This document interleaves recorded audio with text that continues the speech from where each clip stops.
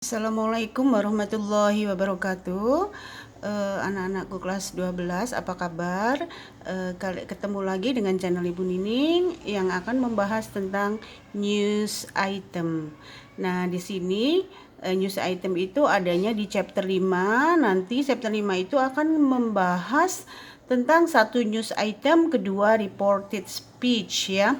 Nah, jangan lupa saya minta tolong untuk di like and subscribe ya, biar channel ini progressing. Terima kasih. Baik anak-anakku, kita akan mulai dengan news item di sini ya.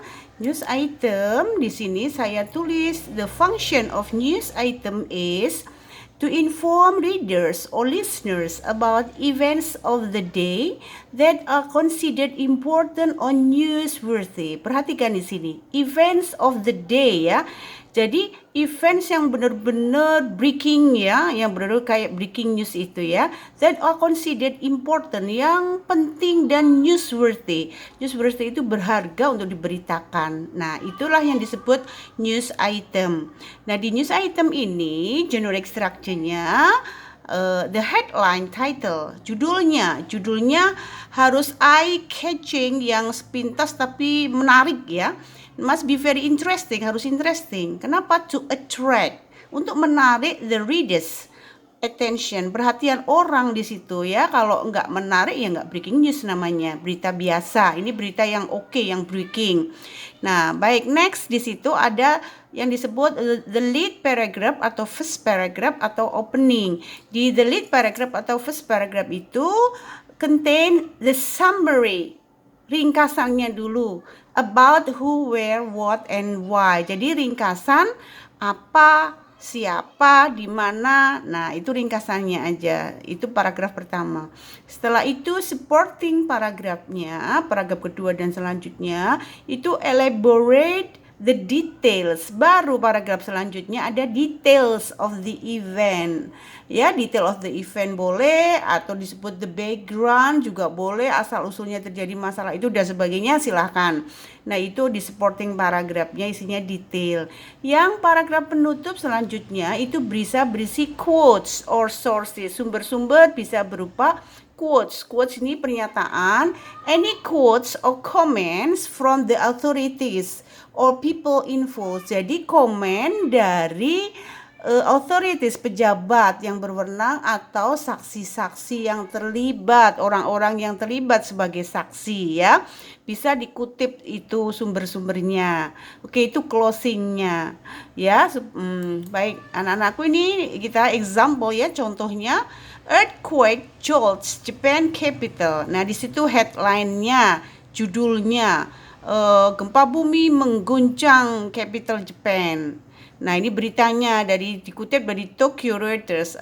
A slight earthquake jolted the Japanese capital last night, but authorities said there were no immediate report of casualties or damage ya. Nah, itu summary-nya dulu. Setelah itu baru ini di detailnya ya,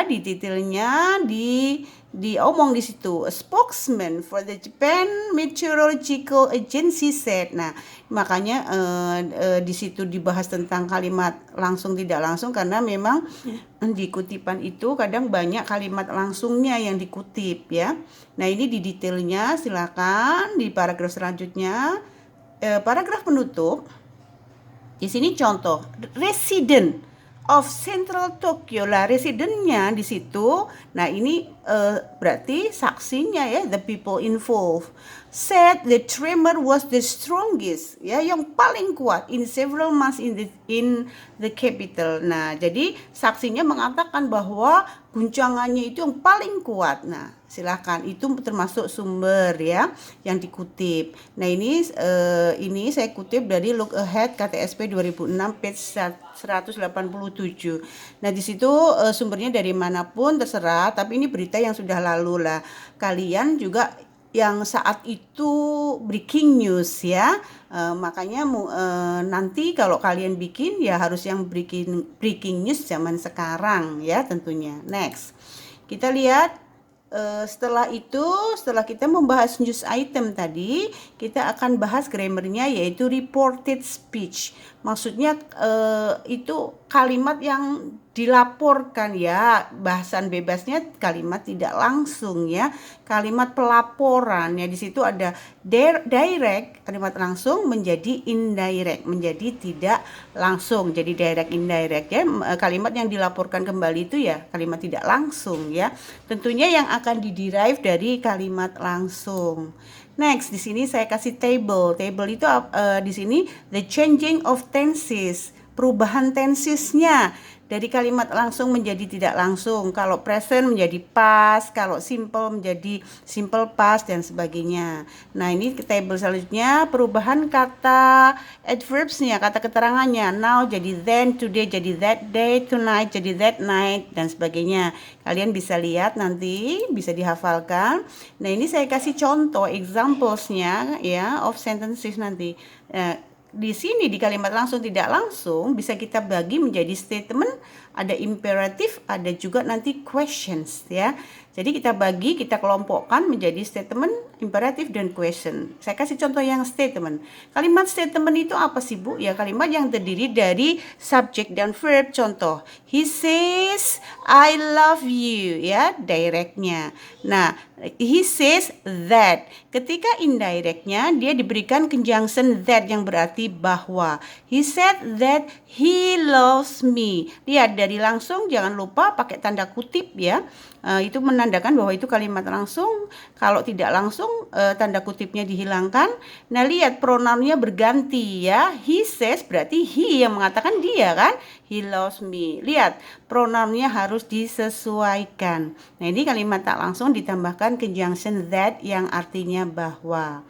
Terus bagaimana kalau imperatif? Imperatif itu command. Command itu kalimat perintah. Ya, cukup mudah kalau kalimat perintah. She asks me go away. Ya, kalimat perintah diawali dengan infinitif. Go, do. Nah, itu kalimat perintah ya. Nah, ini kalimat tidak langsungnya saya memakai past tense sesuai dengan kebutuhan boleh. She asks me to go away. Baik di present maupun past tense asks-nya di sini cukup mudah, tinggal ditambahkan to kalimat tidak langsungnya. To go away ya. Ini enggak ada masalah dengan present atau past tense-nya, tinggal ditambahkan kata to saja kalau imperatif atau kalimat perintah. Nah, yang agak lumayan sulit adalah ketika questions atau kalimat tanya. Kita bagi dulu kalimat tanya menjadi dua, yaitu yes no questions. Apa itu yes no questions? Tentunya pertanyaan yang dijawab dengan yes atau no. Pertanyaan yang diawali dengan to be, is, am, are, was, were, to be itu ya. Terus do, does, did. Dalam kalimat tak langsungnya memakai conjunction whether. Nanti ada contohnya. Yang B, WH questions, yaitu pertanyaan yang diawali dengan what, where, when, why, who, dan how. Nah, di sini contohnya, John asks me, are you a student? Ya, pertanyaan yang diawali dengan to be. Ini kalimat langsungnya ya, jangan lupa ada tanda kutipnya. Ketika tidak langsungnya, John asks me whether. Nah, lihat di sini baik-baik. Di kalimat langsungnya dia bertanya, maka kalimat tidak langsungnya dia tidak bertanya lagi, tetapi dijadikan jawaban atau statement yang posisinya subject verb. Are you student? I am a student. Dijawab kan itu whether I am student. Jadi tidak boleh whether are you student, tidak. Tapi berupa jawabannya yang berupa statement subject dan verb. Itu indirectnya. Yang kedua contoh, she asked me, did you sleep well last night? Kalimat langsungnya yang diawali dengan did. Kata tanyanya did. Nah, di sini past tense ya, saya contohkan yang past tense. She asked me tetap whether, ya karena bertanyanya past tense pakai did, ya itu berarti past tense, maka dia menjadi past perfect. Whether I had slept. Ini komposisi past perfect, had plus verb 3, sleep, slept, slept ya. I had slept well the night before. Last night jadi the night before. Perhatikan baik-baik ketika kalimat langsungnya bertanya, kalimat tidak langsungnya harus berupa statement jawabannya, tidak boleh bertanya lagi. Yang contoh yang we have questions. Nana ask me, where do you live? Kan nanya kalimat langsungnya. Jadi menjawab, Nana ask me, where. Nah, ini langsung kalau where, who, dan sebagainya, nggak usah pakai apapun. Where, jawab, do you live? I live. Ya, bukan where do you live lagi. Kalau Nana ask me where do you live, salah. Nana ask me where I live, ya, kalimat tidak langsungnya. Contoh yang kedua, Dini ask me who are you. Bukan, yang kalimat tidak langsungnya, Dini ask me bukan who are you, tapi who I am. Kalau ditanya who are you, I am. Nah, itu kan. Jadi indirectnya berupa kalimat statement. Next, anak-anakku, semoga kalian paham. Kalau tidak paham, silahkan do the repetition, diulangi lagi. Kalau masih belum jelas juga, silahkan. Kalau ada pertanyaan, welcome ya, silahkan ya. Next, kita lihat exercise-nya.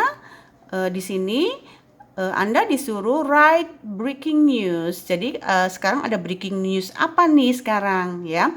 Terus identify the generic structure, mana openingnya, mana titlenya, mana openingnya, mana detailnya, mana closingnya, silakan. Setelah kalian coba menulis newsnya yang breaking, setelah itu coba kalian make a video seolah-olah kamu itu you are the a TV newscaster. Jadi pembaca berita di TV. Nah, kalian coba baca. Coba kalian perhatikan TV newscaster itu. Nah, membaca, tetapi dalam hal ini kalau Anda TV newscaster, artinya Anda punya viewer. Jadi silakan bisa berkomunikasi dengan viewernya memakai eye contact. Jadi kamu tidak harus membaca terus-terusan, sekali-sekali tatap viewer itu ya, sekalipun berarti menatap kamera, sekalipun dia ada di rumah. Jadi Anda harus berkomunikasi memakai eye contact tadi ya, memakai tatapan mata, artinya jangan membaca terus-terusan, sekali-sekali tatap. Nah, di situ kamu boleh ya seolah-olah Anda newscaster itu memakai good morning, hello, how are you, dan sebagainya, memakai good morning, memakai misalnya label TV-nya apa misalnya ya, silahkan. Jadi sekreatif mungkin, seolah-olah benar-benar Anda itu TV newscaster ya. Yakinkan saya seolah-olah Anda itu benar-benar TV newscaster. Oke. Next, exercise selanjutnya, make 10 sentences using direct indirect. Silakan bikin direct indirect 10 atau bahkan boleh lebih sentences yang memakai statement imperatif dan question seperti yang saya contohkan di atas ya. Baik anak-anakku, semoga kalian mengerti exercise-nya. Thank you for watching. See you in the next video. Wassalamualaikum warahmatullahi wabarakatuh.